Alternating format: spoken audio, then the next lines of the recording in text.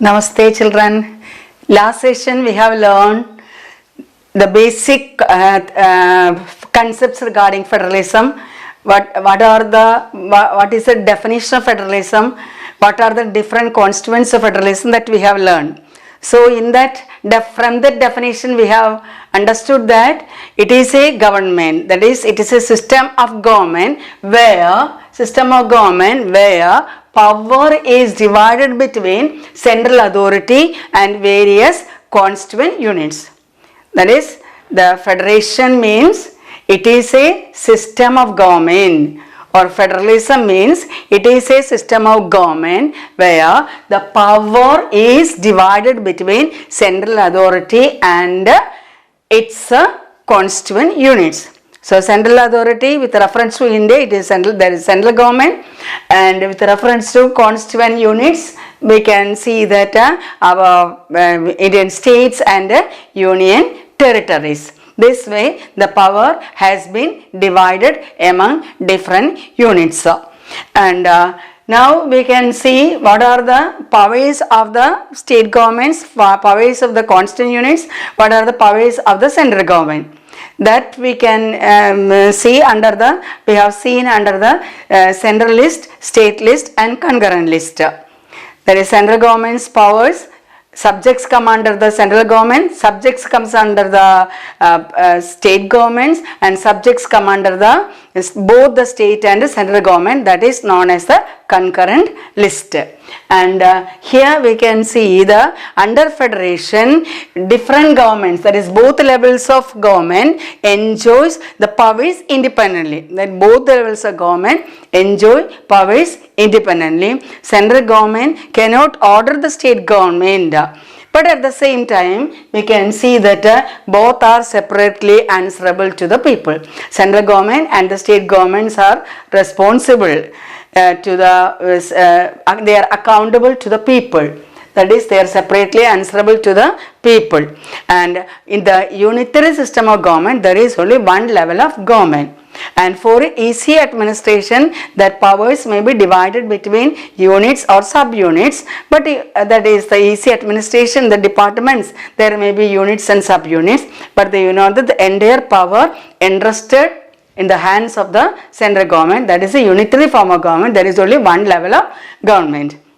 And under federal government, central government's powers have given to, some powers are given to state governments, that we have seen in under Belgium, and in Sri Lanka the central government was not ready to share power with the state governments, and not the state government, that is a region, so different provinces there. And now we can see the features of federalism. Under features of federalism, first point is that there are two or more levels of government that we have learned.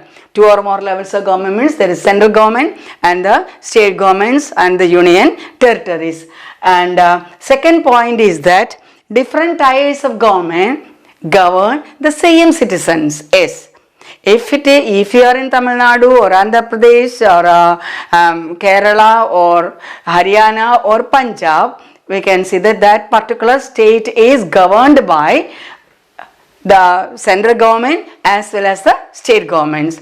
Yes, every state, you know that suppose it is Kerala, he is having the Kerala government as well as it is ruled by the central government according to their jurisdiction. So different tiers of government govern the same citizens. How? But each tier has its own jurisdiction.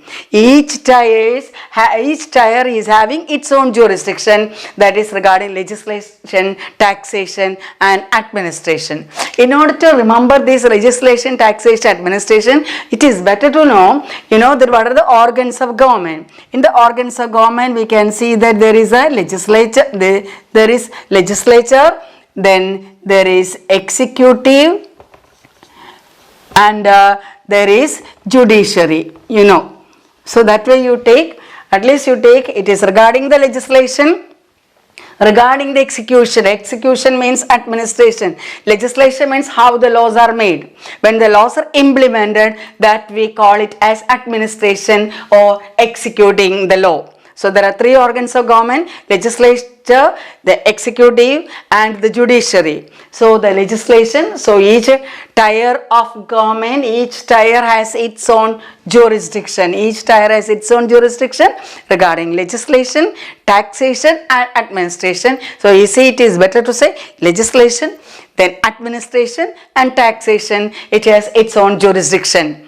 And regarding the third point, we can see that jurisdiction of respective levels of or tiers of government. The jurisdiction of the respective levels of government or the tiers of government is what the state government should do, what the central government should do. All this, you know, that it is specified in the constitution. That is, what are the laws that I told you, what is the central list, state list and concurrent list, everything is written. So according to that they can do. Suppose, you know, the trade union is concerned, that comes under the concurrent list. So if the state education comes under the concurrent list, agriculture comes under the state list, police comes, you know, that under the state list. If it is regarding the currency, it comes under the central government. Defense also comes under the central government. And so, you know, that the existence and authority of this one is guaranteed as jurisdiction of respective tiers or levels of government is specified in the constitution. Yes, everything is written in the constitution. When somebody is quarreling about some things regarding at home, you know, that you will say, or in the school also you will say, this is mine, that is yours, like that, it is mine, that way you used to say. So most often they will ask whether it is written name there. Then the same way the name is written in the constitution, what are the powers of central government, what are the powers of state governments, everything is written. So the existence and authority of the powers are constitutionally guaranteed. So 3 points we have learned. So we are learning the features of constitution is very important. Regarding any 4 features they will ask or any 2 features they will ask. That way the board used to ask the questions. So there are 2 or more levels of government. Any 2 points, any 3 points, it is easier to say there are 2 or more levels of government, the central government, the state government. And second point is the different types of government govern the same citizen. But what happens? But each tier has its own jurisdiction. Central government can make laws, they can execute, and they can have the taxation the same way, legislation, taxation and administration. And regarding the third one, jurisdiction of the respective levels or tiers of government, it is specified in the constitution. So the existence and authority of this provisions are constitutionally guaranteed. Regarding the 4th point, everything is written in the constitution, we have said, and the fundamental provisions of the constitution cannot be unilaterally changed. That is everything. That is, what are the powers of central government, what are the powers of state governments are mentioned in the constitution. And that is the 3rd point. And 4th point is connected to that. The fundamental provisions of the constitution cannot be unilaterally changed by the one level of government. That is, central government cannot alone change it. State governments cannot alone change it. If they want to change the constitution, they needed the consent of. Suppose central government is doing, they should get the consent from the state governments. If the state government is doing, the state government should get the consent from the central government. That how we can change the constitution, that changing that method we call it as amendment of the constitution. Amendment, that you will learn in this chapter itself how the changes can be taken. Or in the 9th standard also you have learned, I think, amendment of the constitution. Yes, regarding the constitution, I want to give you some general idea regarding the constitution. In the constitution, there are earlier, when the commencement of the constitution, there are 8 schedules. 8 schedules were there and 395 articles in 22 parts. So 8 schedules. That is, it is big volumes, and 8 schedules, 395 articles were written in 22 parts. And now we are having 12 schedules. We are having 12 schedules, 448 articles in 25 parts. Yes, we are having 12 schedules, 448 articles and 25 parts we are having, and 103 times the constitution has been changed. The last 103rd constitution change. I told you the Nagarapalika and Panchayat Raj bills, that was 73rd and 74th. And now we can see that the 103rd amendment is regarding EWS. What is EWS? Economically weaker sections of the society. They given 10% reservation to the economically weaker sections of society, that is regarding education by the central government and some private institutions, and regarding job also 10% reservations have been made. So anyway, this, if they want to change, if you want to change, if the central government has to do the changes, alteration, states also have to give the consent. How the state governments are giving the consent from the legislature, they should give the representation regarding, that you will study in detail there. Whether they should get simple majority or whether they give the 2/3 majority, like that you will understand later. And next we can see the courts have the power to interpret the constitution. The courts will interpret the constitution. One sentence may be written there, it is the schedule or it is the article, clause A, clause B, like that it is written.